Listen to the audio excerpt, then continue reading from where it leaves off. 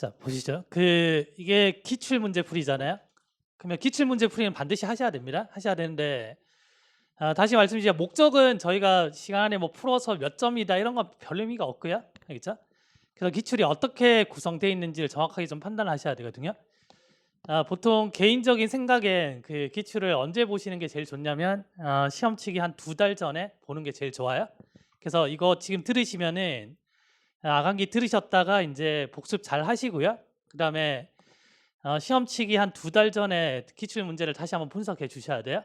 알겠죠? 그래서 어휘 문제는 어떻게 접근하고 어떤 수준에서 나오고 그다음 어떤 개념들이 나오는지 그런 것들을 좀 잘 보셔야 됩니다. 아시겠죠? 저희가 풀이를 어떻게 진행할 거냐면 일단 몇 점 맞고 이런 건 중요한 게 아니고요. 일단 기출이 어떻게 구성된지 보는 겁니다. 일단 어휘랑 생활 영어 먼저 볼 거고요. 자, 그다음에 어법. 실제로 모의고사를 풀 때나 아니면 이제 기출 문제를 푸실 때도 이 순서대로 푸셔야 돼요. 알겠죠? 그럼 어떤 분들은 독해부터 푸는 분이 계시거든요. 독해부터 푸는 분이 계신데 그러면 안 좋은 게 뭐냐면 독해는 시간 데이터가 안 나옵니다. 알겠죠? 그러니까 예를 들면 한 문제가 어려운 문제가 있는데 거기에 이제 붙잡혀 버리면은 내가 이 문제에 몇 분 소요했는지 그게 데이터가 안 나와요. 근데 만약에 어휘라든지 생활 영어, 어법 같은 경우는 내가 봤을 때 안다 모른다가 그래도 빨리 걸러지거든요. 그러면 대체로 내가 이제 어법 생활 영어에서 한 몇 분 정도를 가지고 이제 풀어야 되겠다 이런 데이터를 낼 수가 있단 말이에요. 근데 독해부터 풀어버리면은 전체적인 시간 밸런스가 이제 무너지기가 쉽다는 얘기죠. 그래서 보통 이제 여기서는 한 8분 정도, 좀 길게는 한 10분 정도 잡으시면 돼요. 알겠죠?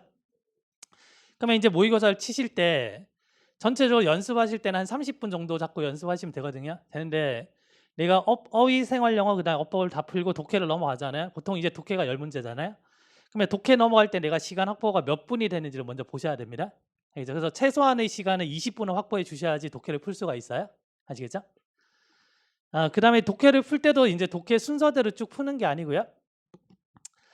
사고편이 있고 흐름편이 있습니다. 그럼 사고편이라는 거 뭐냐면 이제 주제, 제목, 요지, 빈칸, 뭐 요약문 뭐 이런 것들이고요. 그다음에 독해 흐름편이라는 거 이제 순서, 뭐 삽입, 연결사, 어휘 이런 것들이 있습니다.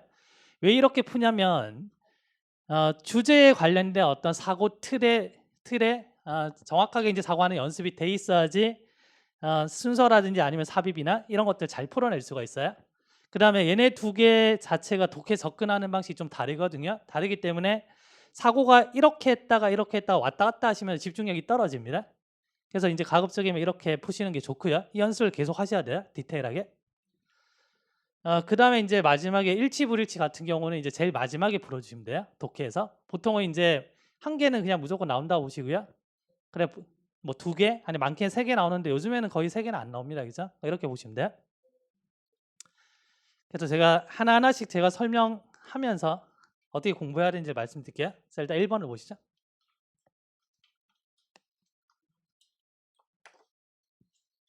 그럼 일단은 어휘 문제 같은 경우는 당연히 내가 어휘를 알고 풀면은 제일 좋고요. 근데 만약에 어휘를 몰랐다? 그러면 이제 문맥을 가지고 푸셔야 됩니다.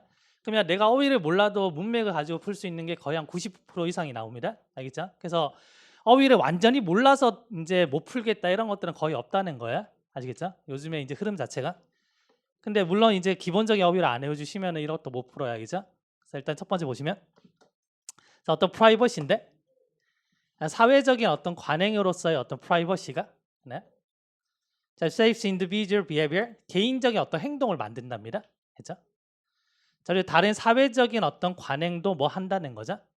그러면 지금 보시면은 이 프라이버시라는 게 그죠? 프라이버시라는 게 개인적인 행동도 만들고 그다음에 또 뭐다? 사회적인 행동도 만든다 이렇게 되는 거죠. 그러면 중간에 이 conjunction with라는 거는 and의 개념이라고 보시면 되겠죠.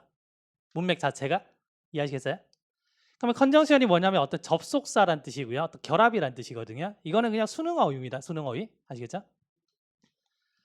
그래서 뭐뭐 함께라는 뜻인데 자, 그러므로 해서 뭐냐면 사회적인 어떤 삶에 있어서 자, 중요한 역할을 한다는 거죠. 네. 그러면 뭐뭐 함께를 찾으셔야 되는데 1번의 컨비네이션은 조합이기 때문에 그죠? 함께란 말과 지금 맥락이 동일하잖아요. 그래서 뭐뭐 결합해서 자, 2번에 자, 비교화해서 이 말이죠. 자, 3번은 뭔가를 대신해서고요. 자, 4번은 뭐만 경우에 이 말입니다. 정답은 뭐다? 1번 되는 거죠. 그래서 이 문제는 무조건 맞추셔야 되는 문제예요. 왜냐하면 어휘 수준이 낮기 때문에. 알겠죠? 그다음에 제가 PPT는 단톡을 통해서 제가 공유를 해 드릴 거거든요. 지금 보이시는 자료들. 그래서 너무 자세하게 필기하실 필요 없고요. 필요하다 싶은 것만 체크하시면 돼요. 알겠죠? 그다음에 기본적인 어휘는 교재 제일 뒤에 다 넣어 놨습니다. 알겠죠? 자, 2번.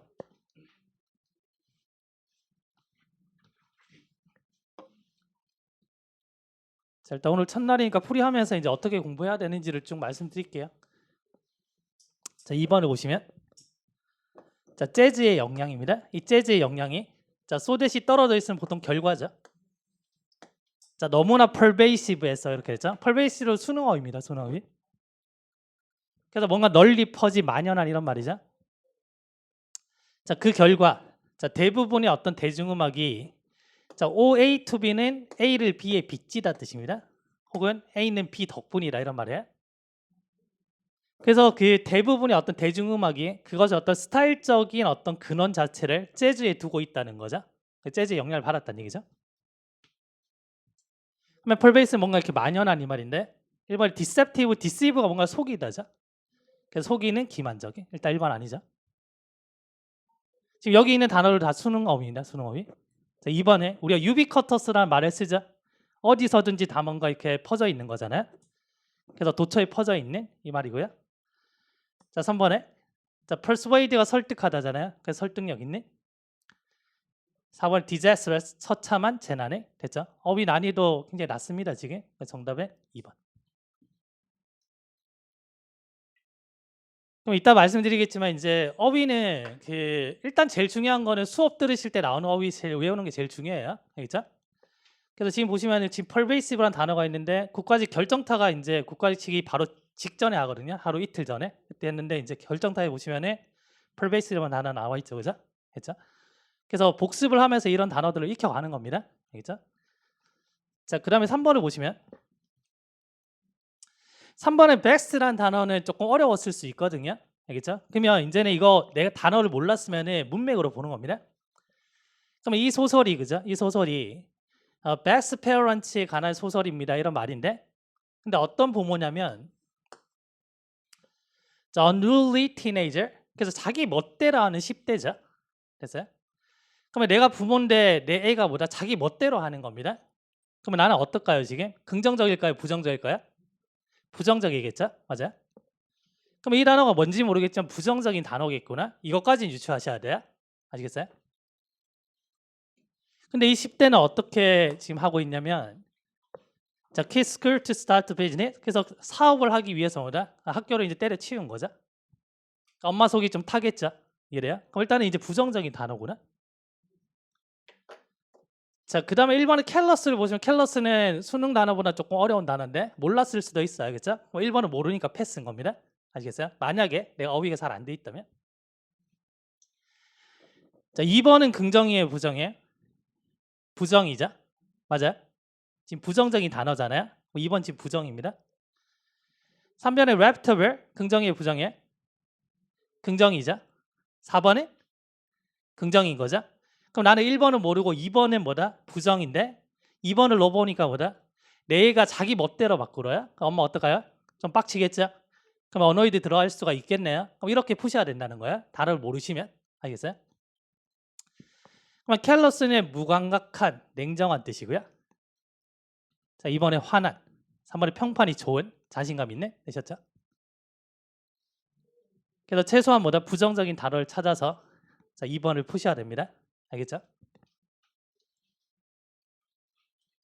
그러면 이 백스란 단어 보시면 봐요. 하프 앤 올 모의고사에서 보시면은 자, 보기 1번에 지금 백스 나왔죠. 그죠? 되셨나요? 자, 그다음에 또 보시면은 저희가 단톡방에 필수 어휘들이 올라가고 있거든요. 오픈 단톡방에. 그래서 이게 데이가 한 65에서 계속 순환하고 있어요. 순환하고 있는데 하루에 10개씩. 순환했는데 거기 필수 어휘 중에서 보시면 이제 데이 33에서 백스 나와 있죠. 되셨나요? 자, 그다음에 또 보시면 또 하프 앤 올 모의고사인데 자, 이번에 캘러스 나와 있죠? 됐죠? 캘러스. 자, 또 하프 앤 올인데 보시면 이제 캘러스 또 나와 있죠? 이렇게 이제 학습을 해 가는 겁니다. 수업을 들으시면서. 아시겠어요? 그래서 다시 말씀드리지만 지금 듣고 있는 수업에서 나오는 어휘들은 다 외우셔야 돼요. 그게 일단 제일 중요해요. 알겠죠? 제가 하나하나씩 말씀을 드릴게요. 자, 마찬가지로 캘러스 보시면은 단톡방이 필수 어휘의 데이 37입니다. 캘러스 나와 있죠? 되셨나요? 그래서 수업을 하시면서 이 단어들을 틀렸으면은 단어 공부를 안 하신 거예요. 알겠죠? 안 하신 겁니다. 자, 그다음 4번을 보시면 자, 젊은 애들이 뭐다?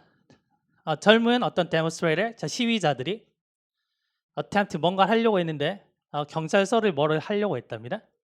1번. 그냥 뭐 줄을 서다겠죠. 그죠? 1번 말이 안 맞죠? 시위자들이니까. 자, 기브아웃은 뭔가 무료로 나눠주다 뜻이에요. 이것도 아니죠. 캐리어는 뭔가 일을 계속 수행하다는 얘기입니다. break into는 깨고 안으로 들어간다는 얘기죠. 침입하다는 얘기죠. 자, 이것도 다 수능 어휘죠. 그럼 분명히 맞는 게 지금 4번밖에 없죠. 네. 자, 징검다리 문법 보시면은 자, break into 침입하다 나왔죠. 그렇죠? 이게 그냥 사례를 하나만 보여드리는 건데 여러 번 반복이 되거든요. 중요한 단어들에. 아시겠어요? 중요한 단어나 아니면 어휘들, 문법 개념들 다 반복이 됩니다.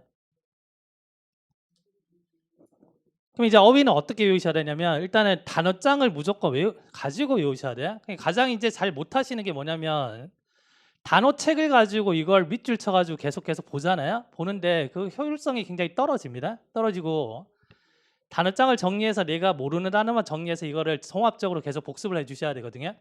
그래서 제가 단어장에 대해서 말씀을 많이 드리는데 단어장이 무슨 말인지 모르겠다 그러면 제가 오픈 단톡에 다시 올려드릴게요. 영상이랑 그 어떻게 해야 되는지 글을.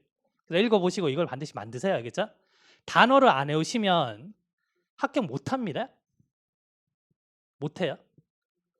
뭐 운빨로 합격할 수 있다 이런 게 없어요. 근데 단어를 외우는 이유는 단어 문제를 맞추기 위해서 외우는 게 아니고 독해 문제를 최소한 풀어야 되거든요. 그러려면 단어를 알아야 돼요. 알겠죠?